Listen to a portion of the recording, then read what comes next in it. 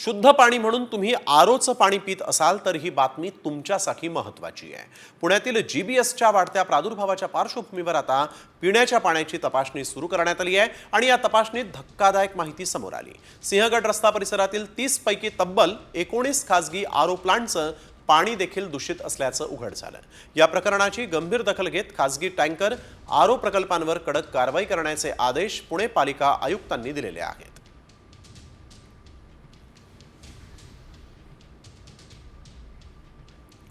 शुद्ध पाणी म्हणून तुम्ही आरोचं पाणी पित असाल तर ही बातमी तुमच्यासाठी महत्त्वाची आहे।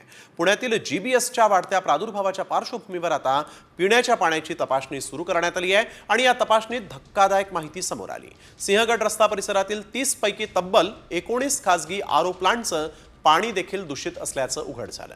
या प्रकरणाची गंभीर दखल घेत खासगी टँकर आरो प्रकल्पांवर कडक कारवाई करण्याचे आदेश पुणे पालिका आयुक्तांनी दिलेले आहेत।